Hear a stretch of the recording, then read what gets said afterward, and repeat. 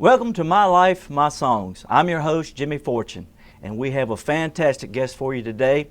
I'm sitting down with multi-award winning singer-songwriter, Mr. John Berry, one of my favorite voices of all time.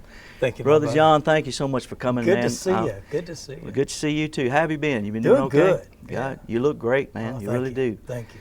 You know, I know most people know your story, and but there's going to be a few people out there that are going to want to know a lot about John Berry, some more about John Berry. So take us back. You were born in Aiken, South Carolina, grew up in Atlanta, Georgia. Take us back to those early days and what kind of inspired you to be where you are today. Well, I grew up in a wonderful family. My mom, Maria, and my dad, Jim, sweet people. I grew up in a home where I knew I was loved. I knew my folks loved each other and loved my brother and my sister. I was the youngest of the three. And music was always a big part of our family, and always music going in our house. And so it was just a great childhood. Oh, I guarantee it's kind of like with me. All my family sang and did something, so you were destined to be in this business. But you got a guitar in 1972, started playing guitar, and eventually learned and recorded your own album. And tell me about how all that came about. Well, I started playing the guitar, and I left where I grew up and went to elementary school and started high school. Over Thanksgiving break, we moved to the other part of the county, so I changed schools. And I didn't know anybody. And the only person I knew in the whole school was my older brother, and he didn't want a whole lot to do with his little kid brother, you know. So my guitar really became my best friend, you know. And so over the years, my dad helped me build a little room in the basement of our house to play music in, which ended up, we turned it into, a little later, turned it into a little recording studio. And I recorded my first four albums in that little studio. You signed to Liberty Records in 1992. Yeah. Now, how did all that come about? It came about in early '92. I was driving home. I was playing clubs in Athens, Georgia, and I was driving home from playing a gig at a club in town. We lived about 18 miles out in the country north of Athens, and I was driving home, and DJ came on. He goes, "Y'all turn your radio up. Brand new song from Joe Diffie." And I love Joe Diffie. Oh yeah, me too. And I turned it up, and Joe sang that song, "Ships That Don't Come In." Ooh. And he sang that line. He says, "And to those who stand on empty shores and spit against the wind, and those who wait forever for ships that don't come in." Ooh. And you were hooked. I had tears run down my face because for the first time I realized to myself, really said to myself, you've dreamed bigger than this. You've dreamed bigger than being the really big fish in the little bitty pond of Athens, Georgia. And I got home, and I woke Robin up, and I said, "Baby," told her about this Joe Diffie song, and I said, I've had bigger dreams than just being this. We stayed up all night. We came up with a plan to come up to Nashville. We'd go to Nashville every 6 weeks for a year. We'd send out what do they call the industry showcase list. Send out invitations to everybody on that list, about 200 people. Yeah. We did our first industry showcase. Secretly, I just kind of hoped it'd be a small crowd because I didn't know what to expect playing in Nashville. Would I sound the same? Would I sound the same singing in Nashville as I sound there? Yeah. And fortunately, nobody came except one guy on that list. Out of 200 people, one guy showed up. That one guy was Herky Williams. He worked for Jimmy Bowen, who ran Capitol Records. Wow, what a connection that was. And he came in and liked what he heard, and we went out and got a bite to eat afterwards. And he said, we'll talk soon. Well, he calls me the next morning. He goes, "Come on over to Bowen's. He wants to meet you, see you for brunch." I said, wow. We're already back in Nashville. I mean, back in Athens. Yeah. He said, you mean you're not in Nashville? I said, no, man, we can't afford no hotel up there. We went home. Oh, man. Isn't it funny how you look back and you see where God works in so many ways, and you were just doing what you felt like you were led to do, and your purpose in life, you know. Yeah. And then all these things just fall into place and take you there. We'll be right back with more My Life, My Song right here after this. Welcome back to My Life, My Song. Now, John, in early 1994, you underwent brain surgery, and the same day you celebrated your first #1 single, Your Love Amazes Me. Now, tell us about those emotions that you felt that day. Well, it's a tough way to get a #1 record, but a guy's got to do what a guy's got to do. But yeah, back a few months before that, I had not been feeling well, and things just really progressed over February and March and into April. And by the end of April, I had actually in February, I had sent my wife and my family home from the road, and just felt like didn't need to be out there, and it sort of crowded my style, and I was being stupid.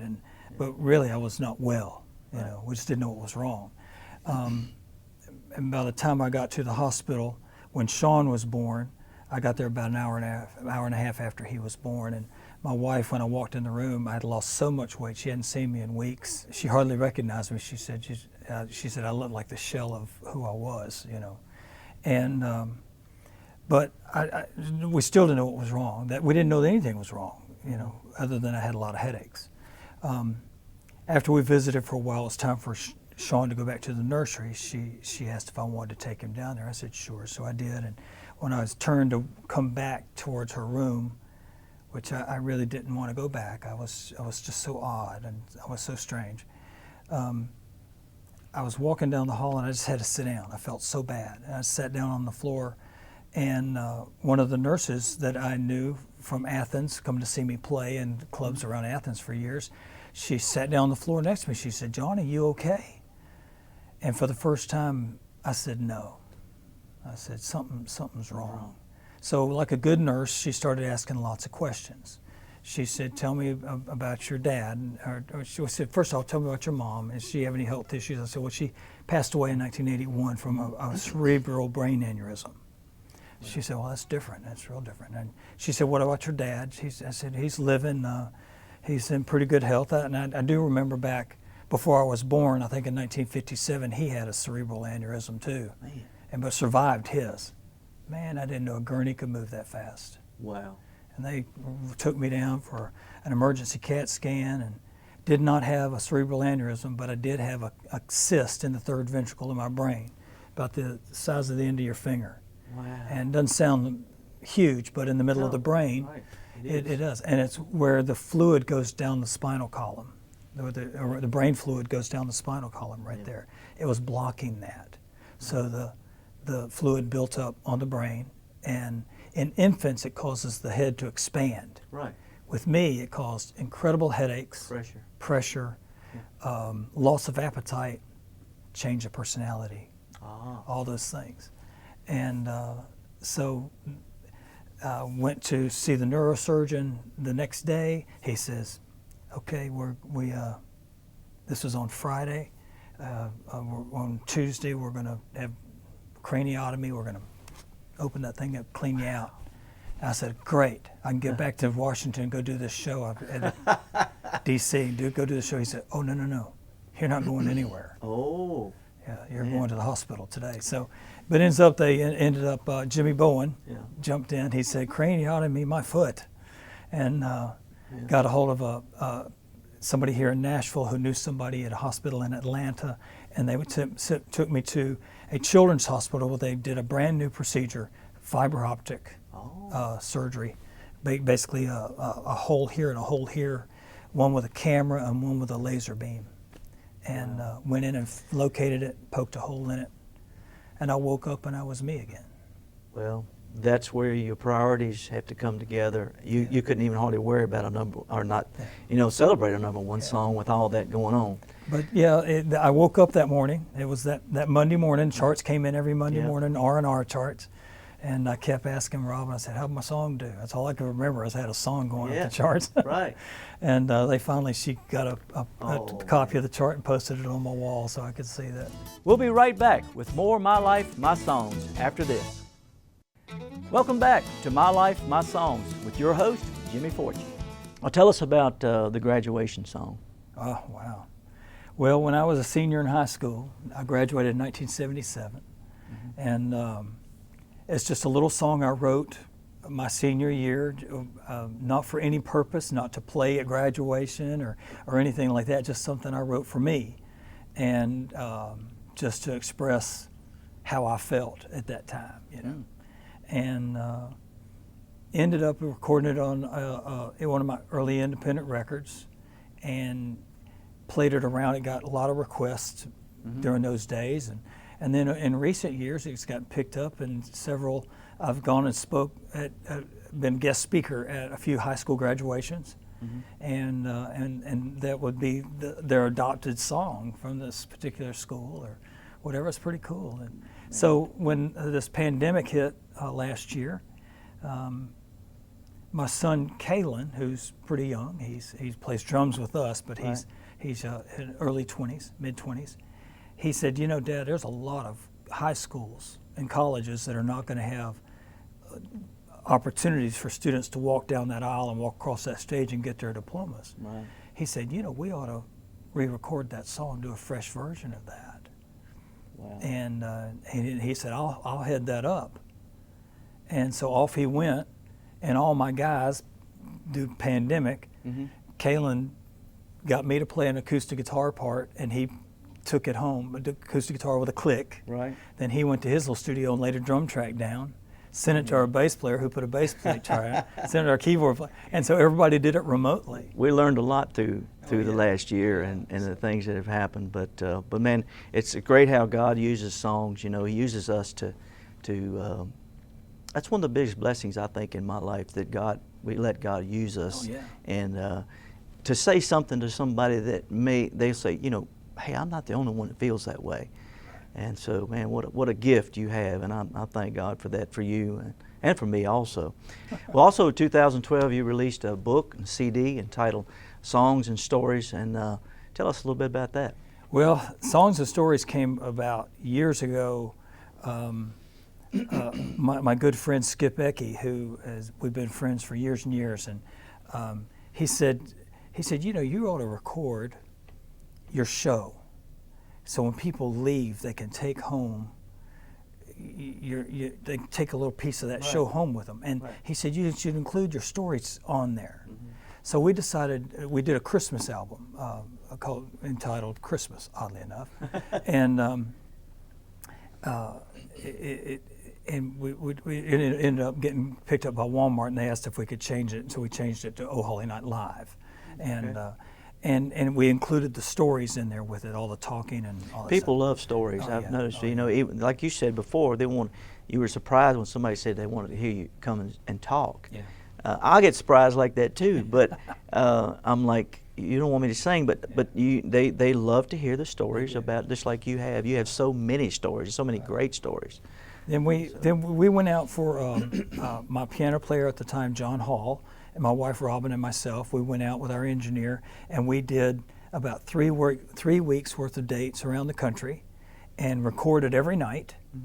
And we put this disc together called Songs and Stories, 2-disc set called Songs and Stories, and everything you can imagine on there. And then people kept asking if the stories had ever been transcribed out, so people could read them. And my wife made a project a number of years back where she transcribed the stories out.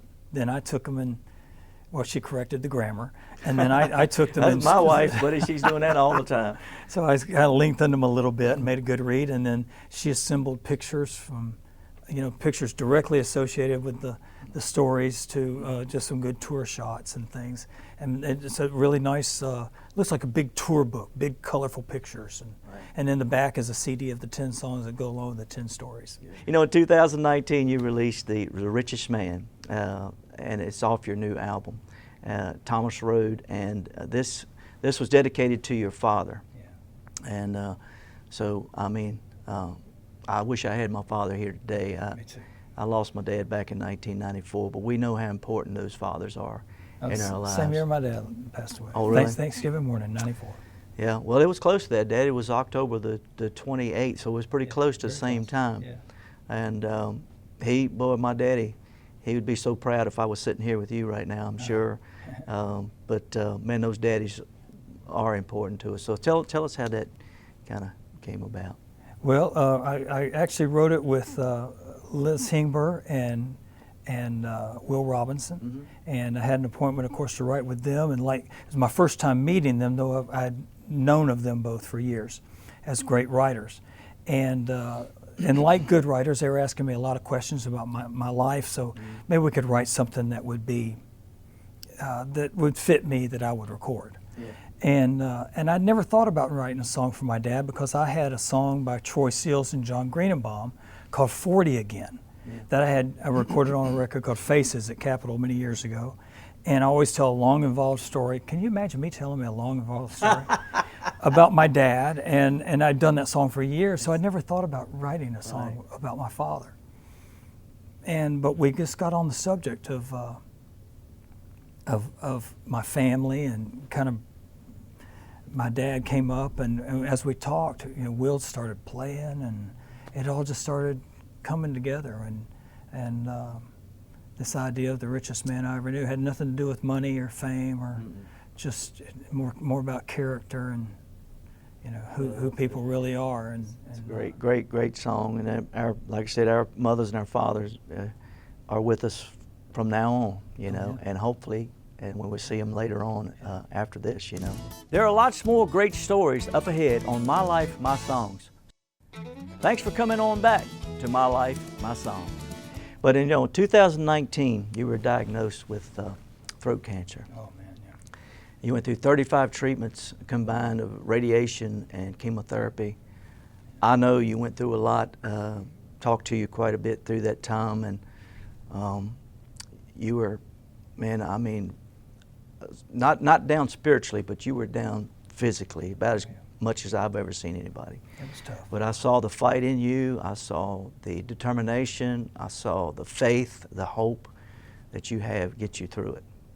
So tell us about that time. Well, it was tough. It was November of 2018. I was in recording Thomas Road, and I had a tickle in my throat, couldn't clear out. Drink water like crazy, it wouldn't go away. And we were getting ready to start the Christmas tour, and just we finally went to the doctor, and they said, "Oh, looks like you got a tonsil infection." They put me on a round of antibiotics, and went through finished the record up, went through a Christmas tour, got back, it wasn't any better, and finally I said, I need to go see a specialist. And matter of fact, I got a flashlight shined down my throat and looked in the mirror, and I was like, oh my gosh, something's wrong. And because there was my tonsil, one side was huge and it was not pretty. And so they got me in to see a particular ear, nose, and throat guy in Nashville. And God's funny how he does this. I walked in and he goes, "John, good to see you again." And I'm like, when did I see you the first time? Whoa. He said, "You won't remember." He said, "Back in 1997, when you had vocal cord surgery with Dr. Ossoff, I was an intern on your surgery." So immediately, I'm with a guy who understands what I do for a living, and of course, anybody wants to protect their voice, but regardless, at least he knew who I was and what I do for a living. And so it was awesome. I felt real at ease instantly. And so after a few minutes, we talked, and he said, "Well, let's take a look and let's get to what we're at." So he takes a flashlight, looks down my throat, turns his flashlight off, and he goes, "I've been doing this for a long time. No BS. You've got throat cancer." So, and And then you got to take that and you got to run with it. And you got to. So that night, Robin and I are laying in bed and we're talking about the events of the day, and I said, I lost my mom when I was young, and had brain surgery, then had bad horseback riding, bad motorcycle wreck, broke my legs, had the brain surgery, had all this stuff, I said, you know, here I am now in my mid-50s, late 50s. I keep trying to figure out what God's trying to tell me. Well, You know, and her response was, "Please listen. please listen. Please listen. Well, Let's figure out together what God's trying to." I know that say to you are listening to God. I know that, absolutely. and got you to where you are today. Well, what's next for John Berry? What do you think? Well, we're actually recording a new album. We're in the throes of it as we Okay. speak. And the wonderfully talented Steve Dorff is producing this with me. Awesome. And it's a collection of, looks like it'll be 4 new songs and 6 hymns. And we're recording them with very small band, Steve mainly on piano, and a 45-piece string section.